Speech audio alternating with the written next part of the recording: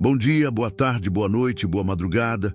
Independente da hora que você está assistindo, seja bem-vindo. E comenta aí de qual cidade você está vendo essa história. E se essa história apareceu para você, é porque ela merece ser ouvida. Então já se inscreve no canal para não perder mais nenhuma como essa. A estrada de terra batida cortava os pastos secos de Pirenópolis como uma ferida que nunca cicatriza. O volante da Hilux velha queimava nas minhas mãos calejadas, mas já não sentia mais. 3 anos aprendendo que dor constante vira costume. O motor roncava baixinho, único som que me fazia companhia desde que saí da cidade com os mantimentos. Meu nome é Benedito Alves dos Santos, 54 anos, viúvo há 3. A solidão aqui no Cerrado Goiano não é só silêncio. É um bicho que rói por dentro, devagar, sem pressa. Desde que a Lourdes se foi, levada por um câncer maldito que nem os médicos de Goiânia conseguiram dominar, minha fazenda virou um lugar diferente. As mesmas cercas, o mesmo gado, a mesma casa de alvenaria com varanda larga. Mas tudo meio morto, meio esquecido. O calor de março castigava forte, mesmo com o sol já baixando. Suor escorria pela testa, grudando na camisa xadrez que a Lourdes costurou para mim no último Natal que passamos juntos. Não consigo usar outra. É bobeira, eu sei. Mas é o que resta dela grudado na minha pele. Foi dobrando a curva da Grota Funda, aquele trecho onde os buritis fazem sombra fechada e o cheiro de terra molhada sobe mesmo sem ter chovido. Que vi. No começo pensei que fosse um animal ferido. Alguma novilha que escapou do pasto e se machucou. Pisé no freio instintivo, levantando poeira vermelha. Mas não era gado, era uma moça. Jogada embaixo de um angico velho, vestido claro encharcado de suor e sujeira. Não se mexia direito, só a respiração curta levantando e abaixando o peito. Pálida que nem lua cheia, mas queimando em febre. Os cabelos castanhos grudados na testa molhada. Desliguei o motor. O silêncio voltou, pesado. Só o barulho dos grilos começando a cantar e meu coração batendo mais forte que devia. Desci devagar, como quem se aproxima de bicho assustado. Meus pés afundaram na terra fofa, cheirando a mato e mofo. Agachei perto dela, sem tocar ainda. Os olhos dela estavam fechados, mas as pálpebras tremiam. Estava consciente, só não tinha força para mais nada. "Moça", chamei baixinho. "Você está me ouvindo?" Ela abriu os olhos devagar, castanhos como mel escuro, mas cheios de medo. Me olhou sem entender onde estava, quem eu era. Tentou falar, mas só saiu um gemido fraco. Foi quando ouvi, um rugido baixo, distante, vindo lá do fundo da mata fechada. Conhecia esse som desde moleque. Onça. Aqui na região sempre teve, mas nos últimos anos estava aparecendo mais perto das estradas. A seca obriga os bichos a procurar água em lugares novos. A moça também ouviu. Vi o medo crescer nos olhos dela. O corpo tentando se encolher contra o tronco da árvore. Quis se sentar, mas não conseguiu. A força tinha ido embora toda. Meu marido... Conseguiu sussurrar, a voz saindo como folha seca no vento. Ele me deixou aqui. Disse que voltava. Parou para respirar. Cada palavra custava um esforço danado. Mas ele sabia que aqui tinha bicho grande. No bolso do vestido apertava um lenço bordado, manchado de terra e lágrima, mas ainda dava para ver as iniciais em linha azul. M.A.S. Segurava aquele pedaço de pano como se fosse a última coisa que ligava ela ao mundo dos vivos. Senti algo se revirar no peito. Uma raiva surda, do tipo que dói mais que machucado físico. Que homem abandonaria uma mulher assim, sozinha, sabendo do perigo? Que covarde faria uma maldade dessas? Mas não era hora de pensar nisso. A moça estava ali, precisando de ajuda, e a noite já começava a engolir a mata. Onça caça melhor no escuro. Você está segura agora, menina? Falei, e minha própria voz me surpreendeu. Fazia tempo que não falava com tanta certeza de alguma coisa. Eu prometo. Sem pensar duas vezes, passei um braço por trás das costas dela e outro por trás dos joelhos. Era leve demais, parecia que ia quebrar nos meus braços. Mas quando a levantei, ela não reclamou. Só encostou a cabeça no meu ombro como criança cansada. O caminho até a caminhonete pareceu longo, mas não por causa do peso. Era por causa do que sentia carregando ela, uma responsabilidade que não pedia licença para entrar na minha vida. Há 3 anos não cuidava de ninguém além de mim mesmo e do gado. Agora tinha uma pessoa inteira nas minhas mãos, dependendo de mim para continuar respirando. Acomodei ela no banco do carona, puxei o cinto com cuidado. Ela murmurava coisas que não conseguia entender, chamava por alguém, dizia não, várias vezes repetia, ele me deixou para morrer como reza decorada. Na volta para a fazenda, ela dormiu. Ou desmaiou, não sabia dizer, mas mesmo dormindo, o rosto dela não descansava. Franzido de dor, de medo, de febre. De vez em quando gemia baixinho e eu tinha vontade de parar a caminhonete, de dizer que estava tudo bem, que ninguém mais ia machucá-la. A onça nunca apareceu na estrada, mas sabia que ela estava lá, na mata, esperando, igual ao abandono que já tinha devorado aquela moça por dentro.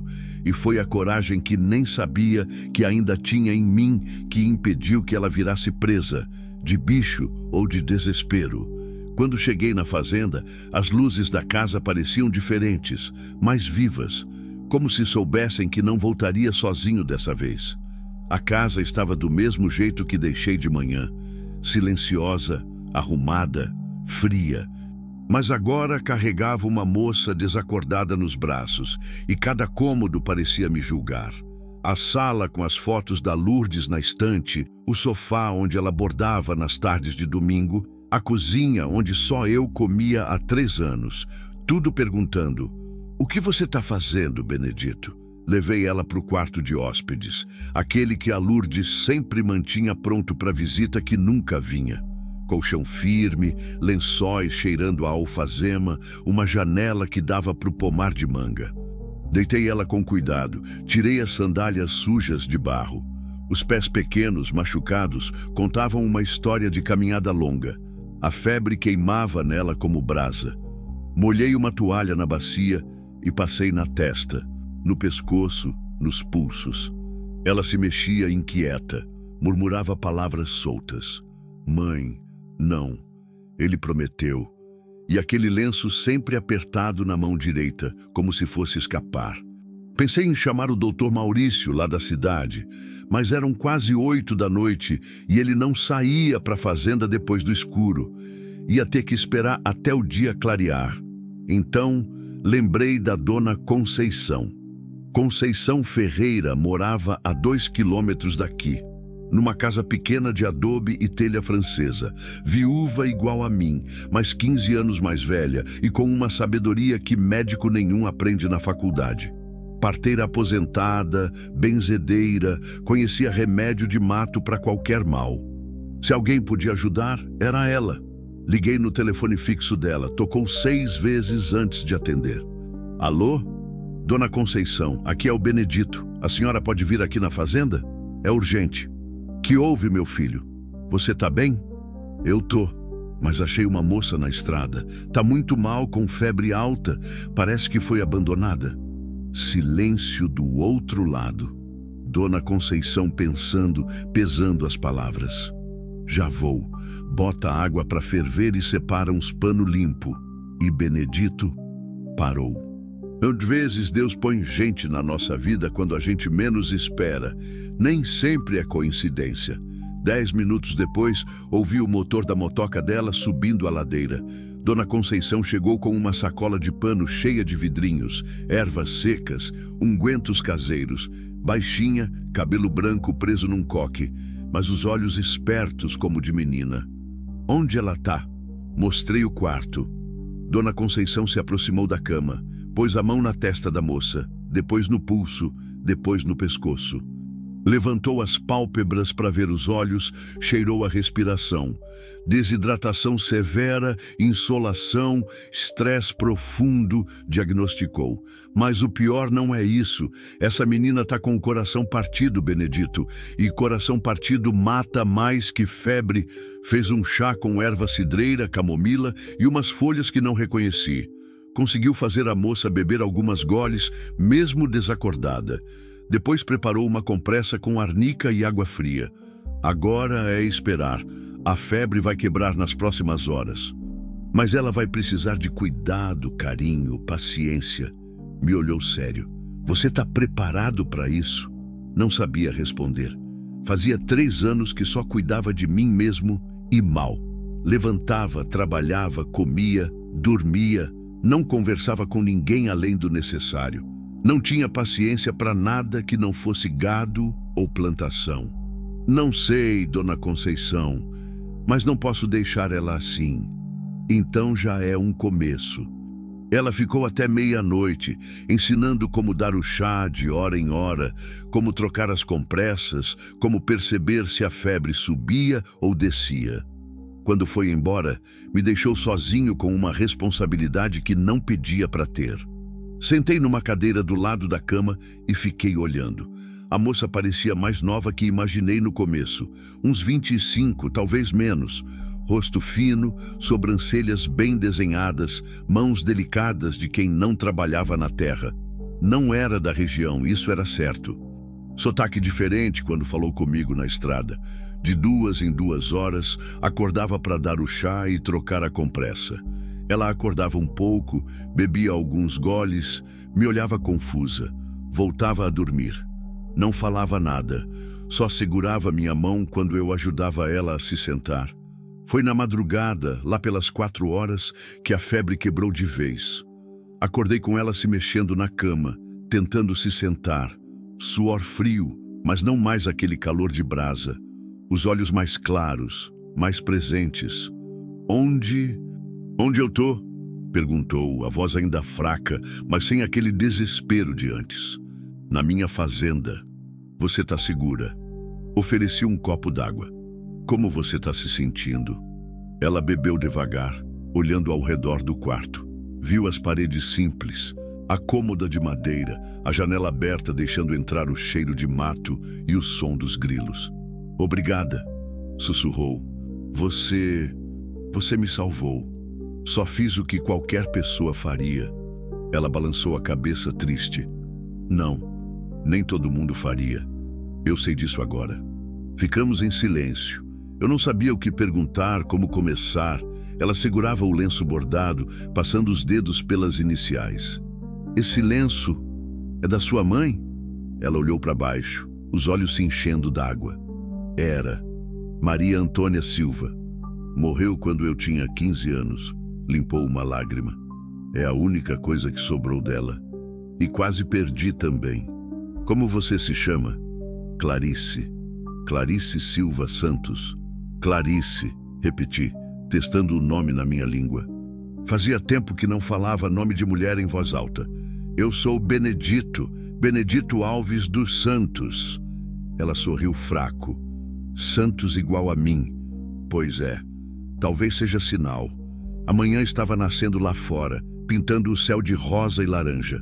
Em algumas horas, ia ter que tirar o gado para o pasto, ver a cerca, cuidar da lida. Mas pela primeira vez em 3 anos, não tinha pressa que o dia começasse. Clarice dormiu de novo, mas agora um sono diferente. Tranquilo. E eu fiquei ali na cadeira, vendo ela respirar devagar, pensando como a vida da gente pode mudar em uma curva de estrada. Não sabia ainda o que ela ia me contar sobre o marido, sobre como foi parar naquela clareira. Mas sabia que, seja lá o que fosse, ia doer. E que eu ia precisar ser forte o bastante para aguentar a dor dela junto com a minha. Clarice dormiu até quase meio-dia. Quando acordou, eu estava na cozinha fazendo um caldo de galinha, receita da Lourdes que ainda lembrava de cor. O cheiro subiu pela casa toda e ouvi ela se mexendo no quarto. Benedito, chamou, a voz ainda rouca, mas mais firme. Tô aqui na cozinha. Você consegue levantar? Acho que sim. Apareceu na porta alguns minutos depois, apoiando na parede. Tinha lavado o rosto, penteado o cabelo com os dedos. O vestido ainda estava sujo, mas ela parecia uma pessoa diferente da que encontrei na estrada, mais inteira. Senta aqui, indiquei a cadeira da mesa. Fiz um caldo. Você precisa comer alguma coisa. Ela se sentou devagar, como quem testa se as pernas vão aguentar. Coloquei o prato na frente dela, uma colher, um copo de água fresca. Ela olhou para a comida como se fosse a primeira vez que via. Há quanto tempo você não come direito? 3 dias, respondeu baixinho. Desde que saímos de casa. Começou a tomar o caldo aos poucos, soprando cada colherada. Eu sentei do outro lado da mesa com uma xícara de café, esperando. Não ia pressionar, mas sentia que ela precisava contar. Que as palavras estavam engasgadas na garganta dela há tempo demais. Benedito, começou sem levantar os olhos do prato. Por que você me ajudou? Nem me conhece. Podia ter passado direto. Não consigo fazer isso. Nunca consegui. Mas a maioria das pessoas consegue. Parou de comer, olhou para mim. Meu próprio marido conseguiu. A palavra marido saiu da boca dela como coisa azeda que deixa gosto ruim. Vi que ia ser difícil falar sobre isso, mas que ela precisava. Como vocês se conheceram? Clarice suspirou fundo, apertou o lenço da mãe que estava na mesa do lado do prato. Em Teresina. Eu trabalhava numa loja de tecidos no centro da cidade. Ele apareceu um dia, dizendo que precisava comprar presente para a irmã. Bonito, bem vestido, educado, me chamou para tomar sorvete no fim do expediente. Você é do Piauí, então? Sou. Nasci numa cidadezinha perto de Oeiras, mas fui para a capital estudar. Morava sozinha desde que minha mãe morreu. Voltou a comer, mais devagar agora. Elias, esse é o nome dele. Apareceu na minha vida como salvação. Disse que ia cuidar de mim, que não ia mais ficar sozinha. Ouvi o nome e senti um aperto no estômago. Elias, um nome comum, mas que agora carregava todo o peso de covardia. Namoramos 6 meses. Ele sempre gentil, sempre carinhoso. Falava em casamento, em ter filhos, em me levar para conhecer outros lugares. Eu acreditei. A voz dela começou a tremer. Me casei virgem, Benedito, achando que ia ser feliz pro resto da vida. Parou para respirar. Limpou uma lágrima com as costas da mão. Logo depois do casamento ele mudou. Ficou frio, distante. Descobri que casou comigo porque achava que eu tinha dinheiro guardado. A loja onde eu trabalhava era da família e ele pensou que eu era rica. E não era. Era só funcionária. Ganhava pouco. Morava num quartinho alugado. Quando ele descobriu, ficou furioso. Disse que eu tinha enganado ele, que era mentirosa. Senti a raiva crescer dentro de mim. Que tipo de homem casa com uma mulher por dinheiro e depois culpa ela por não ter? Os meses foram passando e ele ficava cada vez pior. Não me batia, mas me tratava como se eu fosse invisível. Só falava comigo para reclamar de alguma coisa. Comida, casa, roupa, tudo estava sempre errado. Clarice parou de comer. Empurrou o prato para frente, meio cheio ainda. No mês passado ele disse que tinha arrumado trabalho aqui em Goiás. Que a gente ia recomeçar, que ia ser diferente. Eu acreditei de novo. Balançou a cabeça, como se não conseguisse acreditar na própria ingenuidade. Viajamos de ônibus até Anápolis. Ele alugou um carro lá e disse que íamos para a fazenda de um conhecido, que tinha uma oportunidade boa, mas não tinha fazenda nenhuma. Não tinha nada. Rodamos o dia todo por essas estradas, ele dizendo que tinha se perdido. Eu já estava desconfiada, mas não imaginava. A voz falhou. Quando parou naquela clareira, disse que ia buscar informação numa casa que viu lá na frente. Mandou eu esperar no carro. Levantei para pegar um copo d'água para ela. Minhas mãos tremiam de nervoso, de raiva. Voltei para a mesa e esperei ela continuar. Esperei 1 hora, 2. O sol começou a esquentar demais dentro do carro e eu saí para ficar na sombra. Foi quando ouvi o motor ligando lá na frente. Olhou para mim, os olhos cheios de dor. Corri atrás gritando, mas ele nem olhou para trás. Me deixou ali sozinha, sem água, sem comida, sem nada. Filho da puta!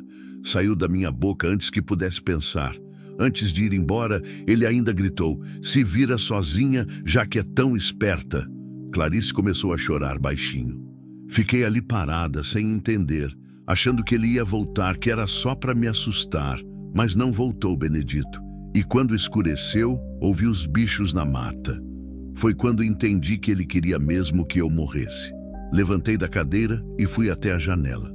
Precisava respirar, controlar a raiva que sentia. Lá fora, o gado pastava tranquilo. As árvores balançavam com a brisa da tarde. Tudo normal, como se o mundo não tivesse acabado de ouvir uma maldade dessas. "Clarice", falei, sem me virar para ela. "Você tem certeza que ele não vai voltar? Que não vai vir procurar você?" "Tenho. Ele conseguiu o que queria. Se livrou de mim sem sujar as mãos. Se eu morresse na mata, ia ser só mais uma pessoa que desapareceu no interior." Ninguém ia ligar uma coisa na outra. Me virei para olhar para ela, pequena, magra, frágil, mas nos olhos dela vi uma força que não tinha visto antes. Não era mais só medo, era decisão. "Ele não contava que alguém fosse passar por ali", continuou. "Não contava que ainda existe gente boa no mundo." Voltei para a mesa, sentei de novo, peguei a mão dela, que estava gelada apesar do calor. "Você não vai passar por isso de novo. Não enquanto eu tiver vida." Ela apertou minha mão de volta. Por que você está fazendo isso por mim, Benedito? A gente nem se conhece." Pensei na pergunta. Pensei na Lourdes, na solidão dos últimos 3 anos, na sensação de que minha vida tinha parado no dia que ela morreu. Pensei em quantas vezes pedi para Deus me dar um motivo para continuar acordando de manhã. Talvez porque eu precisava lembrar que ainda consigo cuidar de alguém, que ainda sirvo para alguma coisa além de tocar gado. "Você serve para muito mais que isso." Ficamos em silêncio, as mãos ainda entrelaçadas. Lá fora, o sol começou a baixar, pintando o céu de laranja.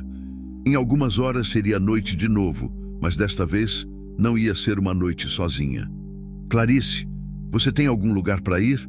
Família? Amigos?" "Não tenho ninguém. Meus pais morreram. Não tenho irmãos. As amigas de Teresina, quando casei, meio que perdi contato." Pausou. "Não tenho para onde voltar, Benedito. E mesmo que tivesse, não ia conseguir chegar lá sem dinheiro, sem documento." Ele levou tudo. Seus documentos estavam na bolsa que ficou no carro: RG, CPF, certidão de casamento. Até a certidão de óbito da minha mãe ele levou. A situação era pior do que imaginei. Clarice não existia mais oficialmente. Não tinha como provar quem era, não tinha como voltar para casa, não tinha como recomeçar. "Então você fica aqui", falei, e a decisão saiu naturalmente sem pensar. "Fica o tempo que precisar. Eu não posso abusar da sua bondade. Não é bondade, é necessidade." Olhei nos olhos dela. Minha também. Naquela tarde, enquanto ajudava Clarice a tomar banho e separei umas roupas da Lourdes que podiam servir nela, entendi que minha vida tinha mudado para sempre. Não só porque tinha uma pessoa nova na casa, mas porque tinha uma razão nova para acordar amanhã. E quando a noite chegou e ela se acomodou no quarto de hóspedes, não foi o silêncio que me acompanhou até o sono. Foi a certeza de que não estava mais sozinho no mundo. 2 semanas se passaram como água correndo no riacho, devagar, mas constante. Clarice foi se acostumando com a casa, com a rotina, comigo. De manhã cedo, eu saía para tirar o gado do curral e ela já estava na cozinha fazendo café. Não falávamos muito nessas primeiras horas, cada um respeitando o silêncio do outro. Ela usava as roupas da Lourdes, que conseguia ajustar.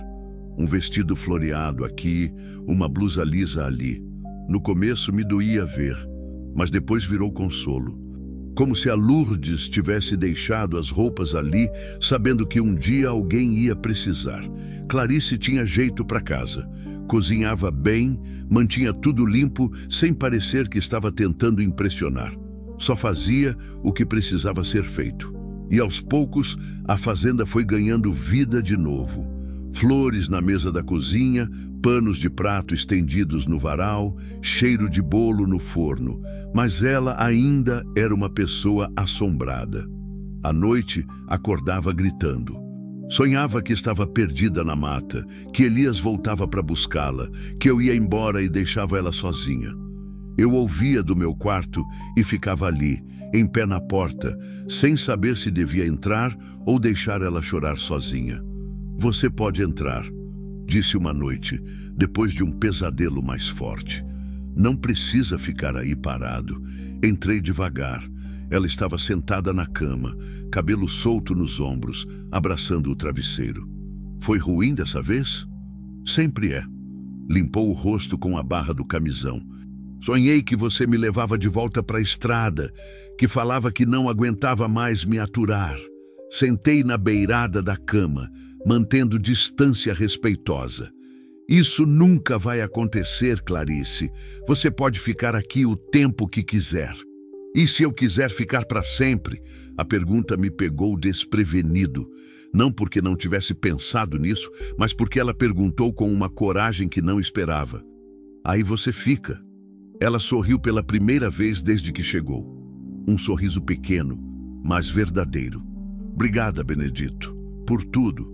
Não precisa agradecer, a casa está melhor com você aqui. E era verdade. Nos últimos 3 anos, a casa tinha virado só um lugar para dormir e se esconder da chuva.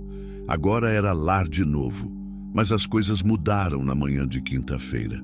Acordei antes do sol, como sempre. Fui para a cozinha e Clarice não estava lá. Pensei que ainda dormia. Tinha sido uma noite pesada, com trovoada forte. Mas quando passei na frente do quarto dela para ir para o curral, a porta estava aberta e a cama vazia. Clarice? Chamei. Nada. Procurei na casa toda. Banheiro, sala, área de serviço. Nada. O coração começou a bater mais forte. Saí no terreiro chamando mais alto. Clarice, onde você está? Foi quando vi a porteira do pasto aberta. Nunca deixava aberta. E as pegadas dela na lama ainda fresca da chuva, seguindo pela estrada de terra. Corri para o quarto, peguei a lanterna, saí atrás das pegadas. O sol ainda não tinha nascido e a mata fechada dos lados da estrada parecia engolir qualquer som. Só meus passos apressados na terra molhada e meu coração batendo forte demais. As pegadas seguiam reto por uns 500 metros, depois viravam para o mato. Lugar perigoso, cheio de buraco de tatu, galho baixo, cobra dormindo na folhagem. Por que ela tinha ido para lá? Clarice! Gritei mais forte, sem me importar se acordava os bichos. Uma voz fraca respondeu lá na frente, entre as árvores. Benedito, aqui. Corri na direção da voz, empurrando galho, pisando em espinho, tropeçando em raiz. A lanterna cortava na escuridão em fatias pequenas, mas eu seguia o som da respiração dela. Encontrei ela sentada no chão, encostada num tronco de pequi. O pé direito inchado, o tornozelo roxo. Tinha pisado num buraco e torcido. Lágrimas descendo o rosto, não só de dor. O que você está fazendo aqui, menina? Eu tive um pesadelo. Soluçou. Sonhei que você tinha morrido. Que eu acordava e você não estava mais lá. Levantei para ver se você estava bem e se perdeu. Fiquei confusa. Não lembrava qual direção era a casa. Quando vi, estava aqui no meio do mato. Agachei do lado dela, examinei o tornozelo. Inchado, mas não parecia quebrado. Consegue pisar? Não. Dói muito. Passei um braço por trás das costas dela, outro por trás dos joelhos. Era a segunda vez que carregava Clarice no colo. Mas agora era diferente. Não era uma estranha que encontrei na estrada. Era alguém que fazia parte da minha vida. Você me assustou, sabia? Falei, caminhando devagar de volta para a estrada. Desculpa, Eu não queria dar trabalho. Não é trabalho, é preocupação, é diferente. Chegamos em casa quando o sol nascia.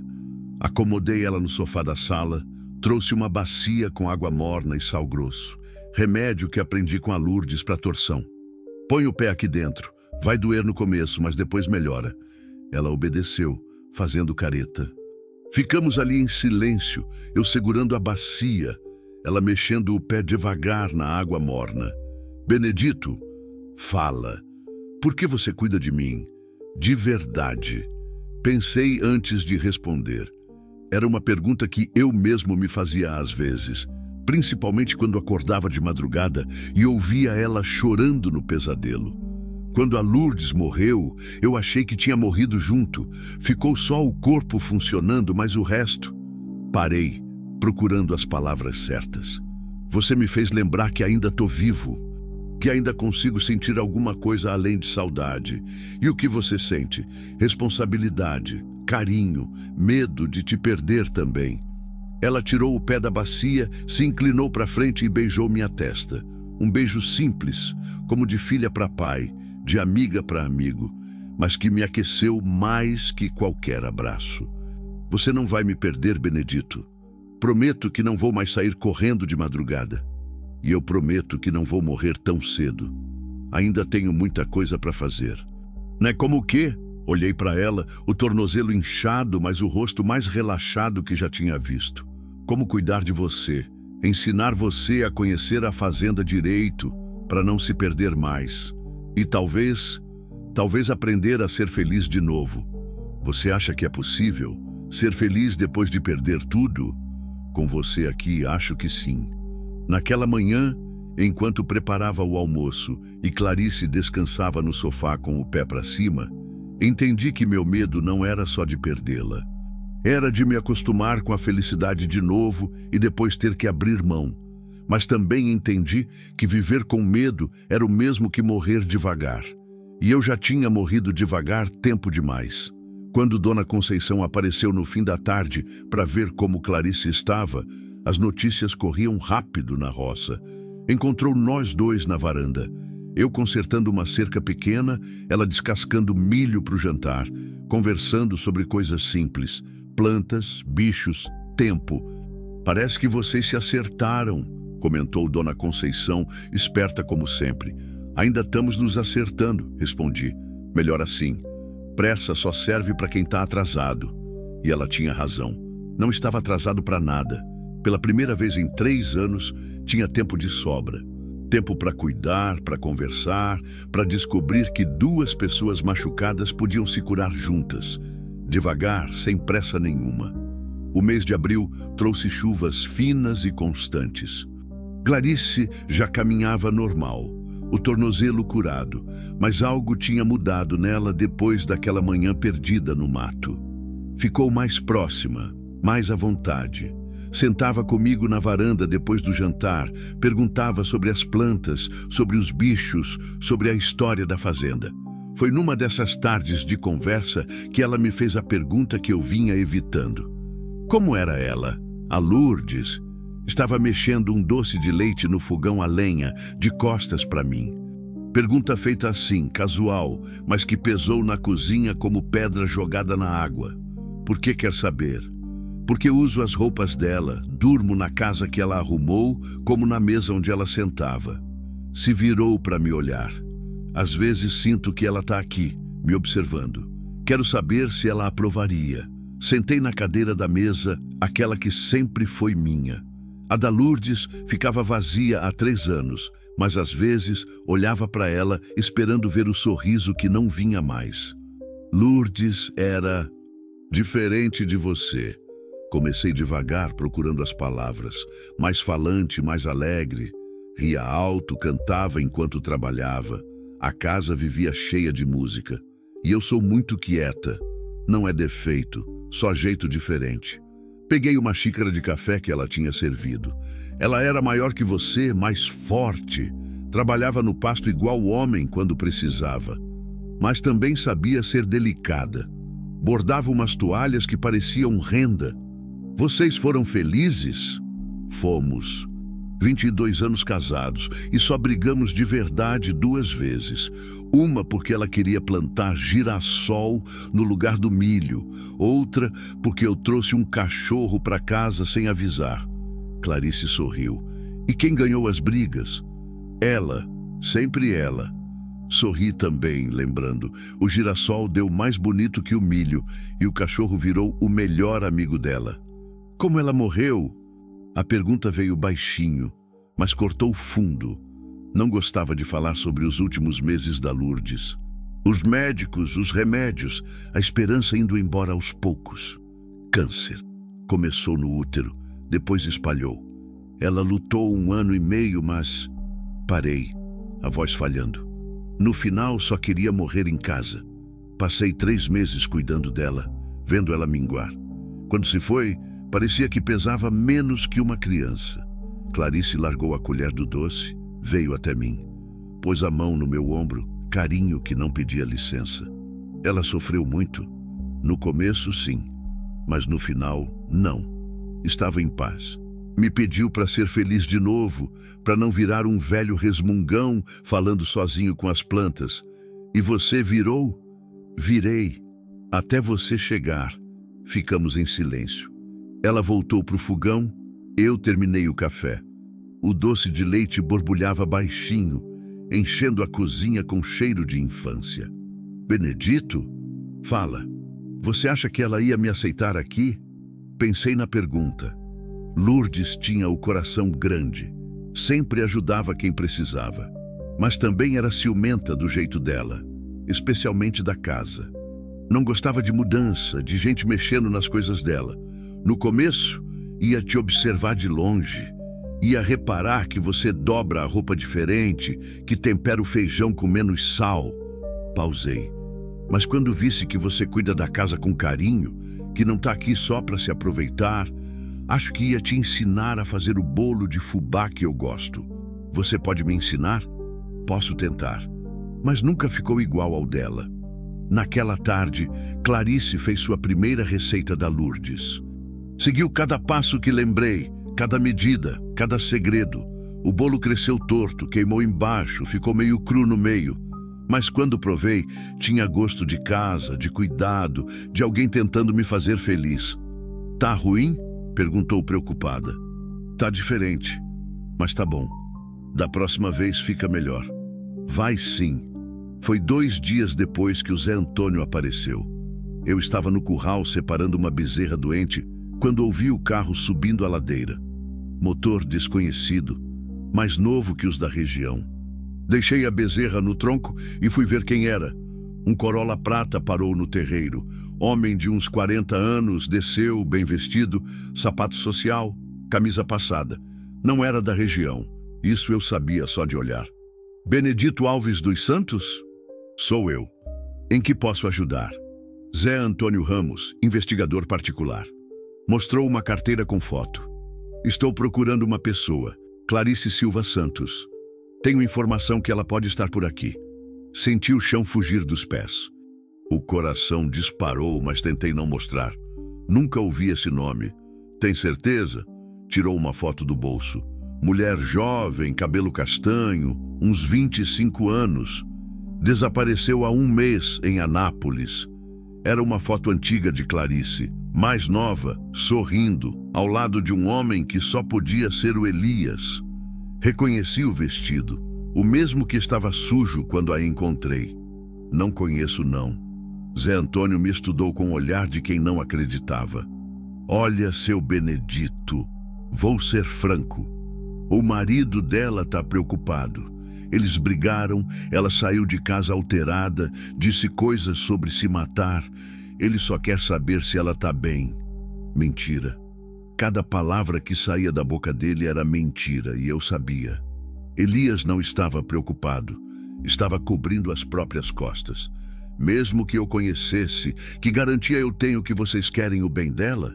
Somos família, seu Benedito. Só queremos levar ela para casa. E se ela não quiser ir? O investigador sorriu, mas foi um sorriso frio. Mulher casada que sai de casa assim, às vezes não está pensando direito, precisa de ajuda para tomar decisão certa. Nesse momento, Clarice apareceu na varanda. Tinha ouvido vozes estranhas e veio ver. Quando viu o homem no terreiro, o rosto dela ficou branco como parede caiada. Zé Antônio a viu também. Clarice? Clarice Santos? Ela não respondeu. Ficou parada na varanda, segurando a coluna como se fosse cair. Seu marido está preocupado, dona Clarice. Mandou eu vir buscar a senhora. Não vou, disse ela, a voz firme, apesar do medo. Não vou voltar para ele. A senhora não entende. Ele só quer conversar, resolver as coisas direito. Ele me abandonou para morrer. Não tenho nada para resolver. Zé Antônio olhou para mim, depois para ela, calculando a situação. Dona Clarice, se a senhora não vier por bem, ela já disse que não vai. Cortei. E na minha propriedade, quem manda sou eu. O senhor está interferindo numa questão de família. Estou protegendo uma pessoa que está sob meu cuidado. O investigador ficou alguns segundos em silêncio, depois suspirou. Tá bem, mas vou ter que comunicar ao meu cliente que a encontrei. Ele pode querer vir pessoalmente. Pode vir, mas não vai levar ela daqui contra a vontade. Veremos. Guardou a foto e entrou no carro. Boa tarde. Ficamos vendo ele ir embora até a poeira baixar. Quando o barulho do motor sumiu, Clarice desabou. Sentou na varanda e começou a chorar. Não o choro contido que eu já conhecia, mas um desespero solto de quem viu a liberdade escapar pelos dedos. Sentei do lado dela, passei o braço pelos ombros. Ele vai voltar, Benedito. Vai vir buscar. E se vier, vai ter que me passar por cima. Você não entende. Elias tem dinheiro, tem conhecimento. Se ele quiser me levar à força, não vai conseguir. Virei ela para me olhar. Você confia em mim? Confio. Então confia que não vou deixar nada de ruim acontecer com você. Mas mesmo dizendo isso, sentia o medo crescendo no peito. Zé Antônio não era homem de desistir fácil. E se Elias tinha dinheiro para contratar investigador, tinha para outras coisas também. Naquela noite, tranquei todas as portas da casa. Verifiquei as janelas 2 vezes. E quando Clarice acordou gritando de pesadelo, não hesitei. Entrei no quarto, deitei na cadeira do lado da cama e fiquei ali até amanhecer. Porque entendi que a tempestade de verdade estava apenas começando. Elias chegou 3 dias depois. Não veio sozinho. Trouxe Zé Antônio e mais 2 homens. Um advogado de terno preto e um sujeito grande que claramente não estava ali para conversar. Desceram de 2 carros no meio da manhã, quando eu estava no pasto e Clarice lavava roupa no quintal. Ouvi os motores de longe e corri para casa. Encontrei ela na área de serviço, olhando pela janela, o rosto pálido de terror. É ele, sussurrou. É o Elias. Vi o homem que descia do carro da frente. Alto, magro, bigode aparado, roupa cara. Bonito do jeito que revista de cidade acha bonito. Mas tinha alguma coisa nos olhos dele que não gostei. Frieza, calculismo. O olhar de quem vê pessoas como objetos. Fica aqui dentro, falei para Clarice. Não sai por nada. Benedito, cuidado. Ele é perigoso quando quer alguma coisa. Eu também posso ser. Saí para o terreiro, fechando a porta atrás de mim. Os 4 homens caminharam na minha direção, mas parei a uns 10 metros de distância. Território neutro. Benedito Alves? Perguntou o de terno preto. Quem quer saber? Dr. Maurício Leal, advogado. Mostrou uma pasta de couro. Representa o senhor Elias Santos, marido legítimo da senhora Clarice Silva Santos. E? Sabemos que ela está aqui. Viemos buscá-la. Ela não quer ir. Elias deu um passo à frente. Quando falou, a voz saiu mansa, mas carregada de ameaça. Minha esposa não está bem da cabeça, seu Benedito. Teve um episódio. Saiu de casa confusa, desorientada. Precisa de tratamento médico. Ela está bem, melhor que bem.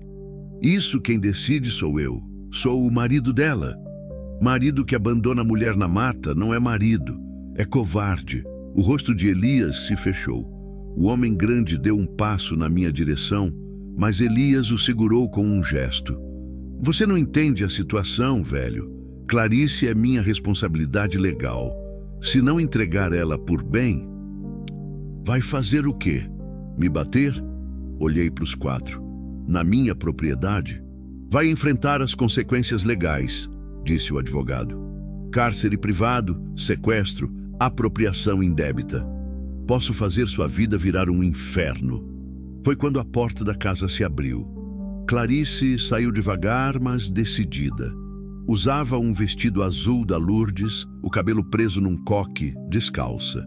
Parecia pequena perto dos homens no terreiro, mas havia uma força nela que não tinha visto antes. Elias, disse, a voz firme. Clarice! Ele abriu um sorriso falso. Graças a Deus você tá bem. Fiquei desesperado quando você sumiu. Mentira, você me abandonou para morrer. Você estava confusa, amor. Teve um surto, saiu correndo do carro. Procurei você por horas. Mentira. Ela caminhou até ficar do meu lado. Você disse que eu me virasse sozinha. Lembra? Você não estava bem, não lembra direito. Lembro de cada palavra, cada segundo. A voz dela tremeu, mas não de medo, de raiva. Lembro de você rindo quando saiu dirigindo. Lembro de pensar que ia morrer ali, sozinha, sem ninguém saber onde eu estava. Clarice, você precisa de ajuda. Vem comigo. A gente resolve isso em casa. Eu não tenho casa com você. Nunca tive. Elias perdeu a paciência. A máscara de preocupação caiu, mostrando o que tinha por baixo. Chega, você é minha esposa e vai comigo querendo ou não. Não vou. Vai sim. Fez sinal para o homem grande que começou a caminhar na nossa direção. Foi quando peguei a espingarda. Estava encostada na parede da casa, onde sempre ficava para espantar onça quando aparecia. Peguei devagar, quebrei, verifiquei se estava carregada. Estava. Nem mais um passo, falei, apontando a arma para o peito do homem grande. Ele parou na hora. O advogado ficou nervoso, Zé Antônio pôs a mão na cintura. Provavelmente tinha a arma também. Mas Elias apenas sorriu. Vai atirar em mim, velho? Por causa de uma mulher que nem conhece? Conheço ela melhor que você. E não vou atirar em você. Apontei a espingarda para o alto. Vou atirar para o ar. Uma vez, duas, três, até meus vizinhos virem ver o que está acontecendo. E daí? Daí que na roça as notícias correm rápido. Todo mundo vai saber que você abandonou sua mulher para morrer e agora quer levar ela à força.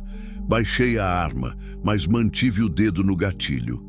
Você acha que isso é bom para sua reputação? Elias calculou por alguns segundos. Olhou para Clarice, para mim, para os homens que trouxe. Estava perdendo o controle da situação e sabia.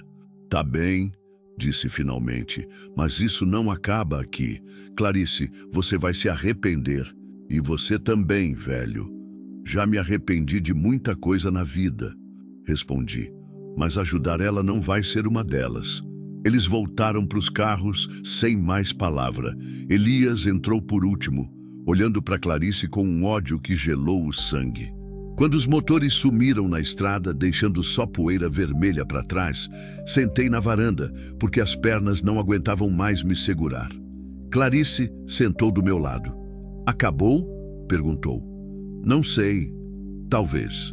Encostei a espingarda na parede. Ele pode voltar, pode arranjar outras formas de fazer pressão. E se voltar? A gente enfrenta de novo. Ela pegou minha mão, entrelaçou os dedos nos meus. Obrigada. Por tudo. Por me defender. Por acreditar em mim. Por... Não precisa agradecer. Você faria o mesmo por mim. Faria. Sem pensar duas vezes. Naquela tarde, Weil, esperávamos para ver se Elias ia cumprir a ameaça. Clarice fez uma coisa que me surpreendeu. Foi até o quintal dos fundos, onde eu tinha plantado o ipê branco em memória da Lourdes. O pé já tinha 3 anos, mas ainda não tinha dado flor. Posso plantar uma muda aqui do lado? Pode. Mas por quê? Para marcar o dia em que parei de correr. Fomos juntos até o viveiro que mantinha perto do açude. Ela escolheu uma muda de ipê amarelo. Pequena, mas com raízes fortes. Cavamos o buraco lado a lado, misturamos a terra com o esterco curtido, regamos com água do poço. Pronto, disse ela, limpando as mãos na saia. Agora é esperar crescer. Vai demorar. IP não tem pressa. Nem eu. Aprendi que as melhores coisas da vida valem a espera. 2 semanas se passaram sem notícia de Elias. Depois, 1 mês. Depois 2. A vida voltou ao normal. Se é que alguma vez tinha sido normal. Clarice tomou conta da casa como se sempre tivesse morado ali. Eu voltei à rotina do gado, mas agora com alguém me esperando para o almoço. Foi numa tarde de agosto, quando voltava do pasto, que vi as flores. O ipê amarelo tinha florescido. Pequeno ainda, mas cheio de flores douradas balançando no vento frio. Clarice estava parada na frente dele, sorrindo. Olha só, disse quando me aproximei. Floresceu antes do tempo. Às vezes acontece. Quando a planta se sente segura, floresce fora de época. Como as pessoas. Ficamos ali olhando as flores até o sol se pôr. O ipê branco da Lourdes estava ao lado, grande e forte, mas sem flores ainda. E tudo bem, cada um tinha seu tempo. Benedito, fala. Você se arrepende de ter me ajudado, de ter me deixado ficar? Olhei para ela, cabelo solto dançando no vento, rosto mais cheio que quando chegou, olhos sem medo. Olhei para a casa com luz nas janelas, para o ipê amarelo florido, para a vida que tínhamos construído juntos. Nunca me perguntei isso, mas vou responder. Peguei a mão dela. Durante 3 anos, achei que minha vida tinha acabado quando a Lourdes morreu, que eu só estava esperando a hora de ir atrás dela. Você me mostrou que eu estava errado. Como? Me mostrou que a gente pode amar de novo, diferente, mas de novo. Que cuidar de alguém não é traição à memória de quem se foi. É honra. É continuar sendo humano. Eu te amo, Benedito. As palavras saíram simples, sem drama, não do jeito que amei o Elias, cheio de ilusão e medo. Amo você do jeito que você é, cansado, marcado, mas bom, tão bom que me salvou sem esperar nada em troca. Eu também te amo, Clarice, e não me arrependo de nada. Nos casamos no cartório de Pirenópolis, 2 meses depois. Cerimônia simples, só Dona Conceição como testemunha e o escrivão que conhecia minha família há décadas. Clarice usou um vestido branco que ela mesma costurou.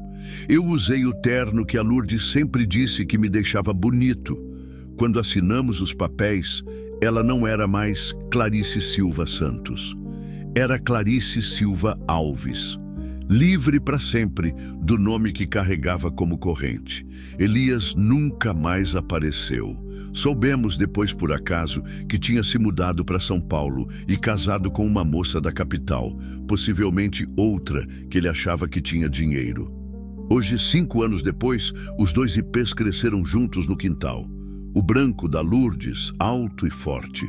O amarelo da Clarice, gracioso e florescente, diferentes, mas vivendo em harmonia, dividindo a mesma terra, a mesma água, a mesma luz, como nós. Às vezes, nas tardes de domingo, sento na varanda e vejo Clarice cuidando das flores que plantou no jardim. Canta baixinho enquanto rega, igual a Lourdes fazia, mas a música é diferente, mais suave, mais melancólica. E tudo bem. Cada uma tem sua melodia. Tivemos 2 filhos. Miguel, que nasceu com os olhos da mãe e o jeito teimoso do pai. E Ana, que veio 3 anos depois, esperta como a avó Conceição e carinhosa como a mãe. A casa, que foi silenciosa por 3 anos, agora vive cheia de risada, de correria, de vida. Aprendi que o amor não é uma coisa só. Amei a Lourdes com a paixão dos 20 anos, quando tudo parece eterno e impossível. Amo a Clarice com a sabedoria dos 50, quando a gente sabe que tempo é presente e que cuidar é escolha diária. E aprendi também que às vezes Deus põe pessoas na nossa estrada não para completar nossa vida, mas para nos lembrar que ela ainda vale a pena ser vivida. Na curva da Grota Funda, onde encontrei Clarice naquela tarde de março, mandei colocar uma pequena cruz de madeira, não para marcar morte, mas para marcar renascimento. O lugar onde duas vidas que tinham parado voltaram a andar. Quando passo por lá, sempre paro o carro e agradeço ao destino, a Deus, ao acaso, seja lá o que foi que fez nossos caminhos se cruzarem na hora certa, porque entendi que salvar alguém é sempre se salvar também, e que a maior coragem não é enfrentar o medo, mas escolher amar de novo depois que achamos que não conseguíamos mais. O ipê amarelo floresceu hoje outra vez. E eu sei que, enquanto eu tiver vida para cuidar dele, nunca mais vai faltar primavera neste pedaço de chão goiano que aprendi a chamar de lar. Às vezes, nas noites sem estrelas, surge uma manhã de luz. Às vezes, quando achamos que nossa história acabou, descobrimos que ela estava apenas esperando o momento certo para recomeçar. E às vezes, salvar uma vida perdida na estrada é encontrar o caminho de volta para nossa própria alma.